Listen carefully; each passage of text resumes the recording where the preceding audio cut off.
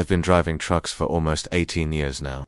Not the fancy regional gigs you see online either. I'm talking about the long haul, across state lines, no cell service for 6 hours kind of runs.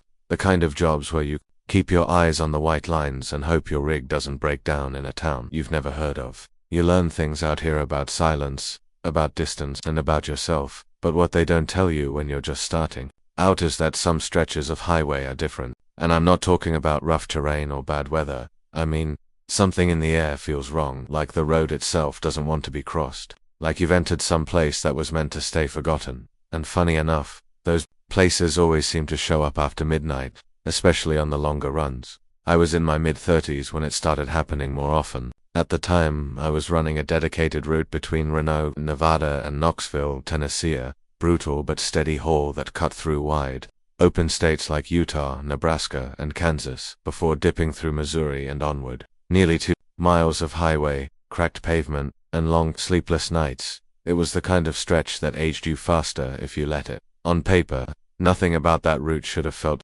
haunted, but something changed after my 6th or 7th round trip. I started noticing weird gaps in my memory, like I'd blink and realize 20 miles had passed, or I'd check my fuel gauge and find it lower than it should have been, even though I was sure I'd just topped it off. The CB chatter would go dead for hours, not just quiet dead, like everyone vanished from the airwaves. I even changed radios once thinking it was a wiring issue. It wasn't, but the real turn happened. One late October night, I remember because Halloween had just passed, and I'd been joking on the radio with another driver, Big Ron from Louisiana, about how this stretch of I-70 felt like the kind of place you'd find a headless hitchhiker or a ghost in the ditch. Ron laughed, said, "Yeah, but that ghost's better bring gas money." It was a dumb joke, but I think back to that night now and wonder if maybe we crossed some line, said the wrong thing, or acknowledged something we shouldn't have, because that was the first time I saw the thing on the median. At first, I thought it was a deer, but deer don't stand upright, and they sure as hell don't face oncoming traffic with their arms stretched out like they're waiting for you.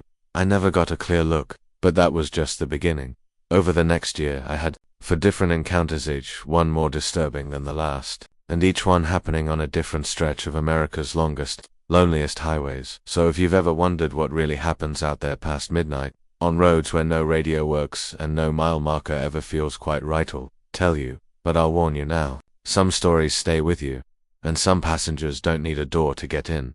The first real incident, the one I still think about when the cab gets too quiet, happened in eastern Colorado, somewhere past Limon on I-70. I was eastbound, heading toward Oakley, Kansas, with a load of appliance units. It was around 2:30 in the morning. That part of the interstate is just flat nothing. You drive for hours with nothing but low scrubland and long shadows. No houses, no gas stations, just the road, your thoughts, and the occasional sound of wind buffing the trailer. I had my windows cracked to keep awake, sipping stale coffee and letting an old Merle Haggard playlist roll through the Bluetooth. I remember the way the static would flare up now and then, just a hiss over the music, almost like a whisper trying to bleed through. At first, I chalked it up to signal interference, maybe an issue with the speakers, but the voice didn't sound like it was part of the song. It sounded like it was inside the cab. I turned the music off. The static stopped. Weird. Yeah, but not enough to make me stop.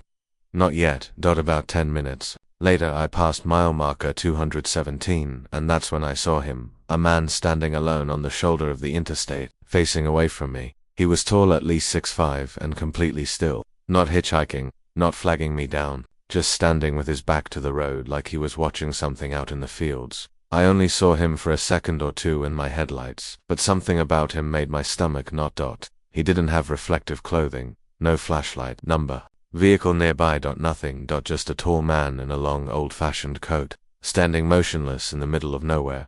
I slowed down slightly out of instinct more than anything, but I didn't stop. The highway was too dark and too isolated, and I've heard too many stories about drivers getting ambushed when they pull over for stranded people. I passed him and watched in the mirror. He didn't move, didn't even flinch as my trailer roared past just feet from him. That should have been the end of it. Should have just been one of those odd midnight sights that your brain explains away with time. Maybe a stranded hunter, maybe a guy who lost his car in the ditch. But that's not what happened, because 15 minutes later, I saw him again. Same figure, same coat, standing in the same position, this time at mile marker 231. That's 14 miles up the road. 14 miles. In 15 minutes. And he hadn't changed his stance, not one bit. Same posture, the same way his head was angled slightly to the left, like he was listening to something in the distance. I slammed the brakes. Just tapped them lightly, really, enough to slow the rig to about 40, even though no one was behind me.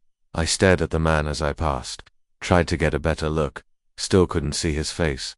The headlights just didn't catch it, like his head was shrouded in deeper shadow than the rest of him. That was when the CB crackled to life. A voice I didn't recognize said, "Don't stop for him." Then silence. No breaker call, no handle, nothing, just that one sentence. I flipped the mic on, said, "Who's out here? What channel you on?" No reply. I switched bands, nothing but static. I even tried channel 19. Dead. That kind of silence. It isn't normal. I've done thousands of hours on the road, and I can tell when something is broken and when something is off. This was off. The air inside the truck had changed to it felt heavy, like a storm was rolling in, except the skies outside were still and starless. There was a weird pressure in my ears, like when you drive through the mountains. I yawned, tried to pop them. Nothing. Then the mirror moved. I swear to God it tilted on its own. Not much. Just a little to the left, like someone had brushed against it from the outside. That's when my hand went for the dash cam. Just a dub. I had it rolling. I didn't even know what I expected to catch, but something told me I needed proof. The recording light was off. I had it wired to stay on with the ignition. It had turned off somehow. And that's when I realized something else. There were footprints on my passenger side window. Not fingerprints, bare footprints, like someone stood on the side step in the middle of the night and just pressed their soles against the glass, except they weren't regular footprints. The toes were too long. The arch was almost curved backward, like they were burned in instead of pressed. I stared at them for too long, and that's when the air inside the cab went ice cold. I hit the gas, didn't even think, just floored it back to cruising speed and tried to get some distance between me and whatever the hell I'd just passed. I kept the cab lights on the rest of the way to the next truck stop, which didn't show up until Goodland. Even then, I didn't sleep. I parked next to 3 other rigs and sat in the diner until sunrise, sipping bad coffee and pretending to read an old issue of Landline magazine. I thought about calling someone, my brother, another driver, anybody, but what would I say? Hey, you ever see the same guy standing 14 miles apart on an empty stretch of highway at 3 a.m. with no face and burnt-looking footprints on your truck? Yeah, I didn't think so. Instead, I tried to convince myself it was just exhaustion, a hallucination, maybe even sleep paralysis with my eyes open. That worked, until the next run, because that same man showed up again. I kept telling myself it was a one-time thing, that maybe I'd dozed off and dreamed it, or maybe it was a prank pulled by another trucker. But that wasn't true, and I think deep down I already knew it. The man on the shoulder, whatever the hell he was, wasn't just a fluke. He was tracking me. My next haul was 2 weeks later. Same general route, this time hauling refrigerated units from Salt Lake City back toward Missouri. I was supposed to take I-80 for most of it, but construction pushed me down into familiar territory. Eventually, I found myself back on that godforsaken stretch of I-70. Between mile marker 200 and 250. It was late again. It always is. Truckers know the quiet hours best, midnight to 4 a.m. That's when the CB's quiet. The roads are dead, and your thoughts creep in like fog. I'd forgotten about the man, or maybe I'd forced myself to. But memory has a nasty habit of surfacing at just the right moment. That night, as soon as I crossed mile marker 190, my chest got tight. I couldn't explain why. The engine was smooth. Weather was clear. No traffic, but the wheel felt heavier in my hands. The kind of tension that builds in your knuckles and doesn't go away. About 20 minutes later, I saw him again. Same shape, same long coat, just standing, right there in the shoulder shadow like he'd never left. But this time, I didn't just see him. This time, he looked back. I caught it for a split second in the mirror. Not clearly, not a face, exactly, but 2 glowing spots where his eyes should be, pale and faint like the reflection of headlights on mist. And then he stepped toward the road. Just 1 step, and I swear I heard it, not with my ears, but in my chest. A deep, wet thump like something heavy hitting dirt. I didn't slow down this time. I didn't look back either. But the next hour was the longest of my life. I kept glancing in the side mirror. Nothing. Then the overhead light flicked on, just on its own. A soft glow filled the cab, and the engine gave this low, guttural stutter, like it was choking on something that wasn't there then. whispering right in my ear, not from the radio, from behind me, you shouldn't be here. I nearly swerved into the median. There was no one in the cab. I pulled over at the next rest area. Hell, I practically slammed the brakes and threw open both doors. Nothing, no animals, no wind, just the rustle of dead leaves across cracked concrete. I checked the mirrors, the trailer, the tires, and then I noticed it, the white line, the reflective edge line on the highway. It had been smeared like someone or something had dragged wet hands through the paint for a good 30 feet, as if it had walked right up to the road, and followed me. That's when I noticed the smell. Rotten. Like old meat left in the sun. Not engine oil or coolant. Something organic. The next morning, when I pulled into a way station in Hayes, the guy came out to check my logs. He paused by the passenger side, gave me this weird look, and asked, "You hit something last night?" I said no. He pointed to a smear of dark, sticky black-red residue on the lower cab step. Didn't look like roadkill, didn't smell like it either. I offered to clean it, and he just waved me through, like he didn't want to deal with it. I think he knew something was off too. The thing is, after that second sighting, I started having dreams. Not regular nightmares. These were vivid, hyper-real. I'd be behind the wheel, but the road would start shifting, stretching into unnatural curves.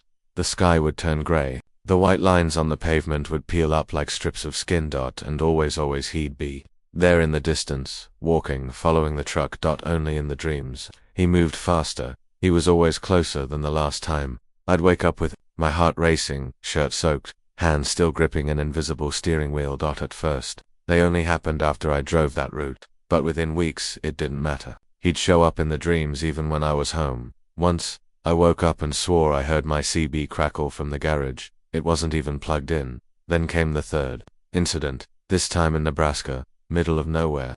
I was pulling a flatbed back west, trying to make time after a late start. Around 1:30 a.m. my GPS froze. The map stayed locked at one location, unnamed road, even though I was still clearly on the highway. I tapped it. Nothing. Then the headlights dimmed slightly, just flickered for a second like someone had walked between them, and then a loud bang on the back of the cab, like a hand slapping metal. I jerked the wheel, checked the mirrors, hit the interior light. Nothing. But when I checked the side of the truck the next morning, 5 black handprints, not greasy, not oily, burned into the metal. No residue, no soot, just heat damage, like something had slapped the cab with skin that shouldn't exist. That was when I called a friend, Jimmy Red, an older trucker who used to run the southern freight routes in the 80s and 90s, a guy who's seen more strange nights than most. I asked him if he'd ever seen someone standing on the road more than once, same position, same clothes, same face. He was quiet for a moment, then said, "You ever cross the black line?" I asked what he meant. He told me there's an unspoken rule among older drivers, a superstition, if you will. Some stretches of road, very old, very long stretches, have a sort of boundary line, a place where the road gets thin. Where things from the other side bleed through, and once they notice you, Jimmy said, they keep following, or not just passing through anymore. You've been marked. Since then, I've started noticing more patterns. The truck lights sometimes flicker around the same times. 2:17 a.m. the radio cuts out only when I pass towns that no longer exist, and always the same feeling builds in my gut when I'm about to see him. Like something inside me already knows he's there, waiting. It was a Thursday night in late November. Bitter cold, and wind that cut right through the seams of your jacket. I was hauling freight east through Utah, trying to make up time after a delay outside of Salt Lake. My dispatcher rerouted me off I-70 due to construction, said the detour would rejoin the interstate near Green River. I'd never taken this route before. A narrow 2-lane road, no name, just a gray line on the GPS, cutting across what looked like desert wasteland. No signs, no lighting, no towns for at least 60 miles. But I needed the hours, and I was tired of the usual path, so I took it. That was my first mistake.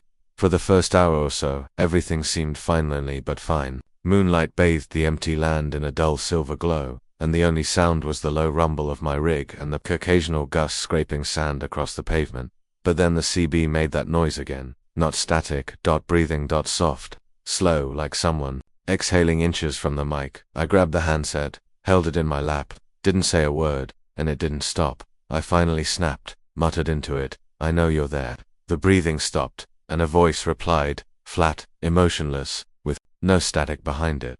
"You left the line. He's coming." I dropped the mic. The sound it made, clattering to the floor, was the loudest thing I'd heard in miles. Not 5 minutes later, I saw something up ahead. Lights. But they weren't headlights. These were tall, white, vertical lights like floodlights glowing at least 12 feet high, perfectly spaced along the shoulder on both sides. The road in between them looked untouched, like it hadn't been driven in decades. The GPS blinked once, then froze. The screen read, road ends in 0.0 mi, and yet the pavement continued forward, perfect, smooth, and winding into black nothing. I thought about turning around, even started to ease on the brake, but then my engine died. No warning, no sputter, just off. The dash lights went black. The wheel locked stiff in my hands. The whole truck coasted forward silently, as if someone had unplugged it from reality. I tried everything: ignition, kill switch, even banged the dash. Nothing. That's when I saw him again. He was in the middle of the road, standing still between those unnatural lights. But this time he was closer, much closer, 30 feet, maybe less. He wasn't facing away anymore, he was staring right at me. I still couldn't make out features, just shape, and something wrong with how he stood. Like his limbs were slightly off, too long, maybe. His fingers dangled at thigh level, and the coat he wore didn't sway with the wind, because there was no wind anymore. Everything had stopped. No engine hum, no wind through the cab, not even the rustling of the desert brush. Just this awful, unnatural silence pressing down on me. I sat frozen in the driver's seat, hands gripping the wheel so tight they cramped. And then he took a step forward. The lights flickered once, another step, flicker again. Each time he moved, the lights dimmed, as if his presence sucked power out of the world around him. Then I heard a sound that made my blood ice over metal. It was groaning behind me, like something heavy had just climbed on. The cab rocked, not violently, just a slow, creaking shift, like someone was walking across the roof. I looked up through the sunroof glass and saw fingers, black, spindly fingers dragging across the glass. And then a face, just for a second, pressed upside down against the glass. But it wasn't his, it was mine, except its eyes were too wide, too white, and its mouth was grinning in a way no human mouth should stretch. I screamed, actually screamed, out loud, alone in that cab, like a child seeing a nightmare in real life. And then, just like that, the truck roared back to life. Lights on, engine loud, CB crackling. Everything returned at once, but the road ahead, gone. Where the figure had stood was now just flat desert. No road, no floodlights, not even tire tracks, just brush and sand and wind. I didn't stop. I backed up 200 feet, turned the rig around in the dirt and floored it back toward I-70. I didn't care if I hit a sign or blew a tire. I just needed off that road. When I reached the original highway and checked my GPS again, it had reset itself. No trace of the route I'd been on, no record of that gray line ever existing, like it had been erased. I pulled over at a rest stop near Crescent Junction and just sat there with my engine idling and doors locked. I didn't sleep. I didn't even blink for more than a second at a time, because somewhere out there, that thing was still watching, still following. And the worst part, in the corner of my side mirror, I could still see the outline of a handprint, pressed against the glass. From the inside. It's been 6 months since that night on the unnamed road, since the truck died under those impossible lights, and I saw a face pressed against my sunroof that wore my own smile like a mask. I've told no one the full story. Not Dispatch, not my ex-wife, not even Jimmy, the only other trucker I ever trusted to understand the road the way I do. After I told him part of it, he got real quiet. Told me, some stories ain't supposed to be shared more than once. He was gone 3 weeks later, retired, they said. I'm not so sure. I don't drive nights anymore.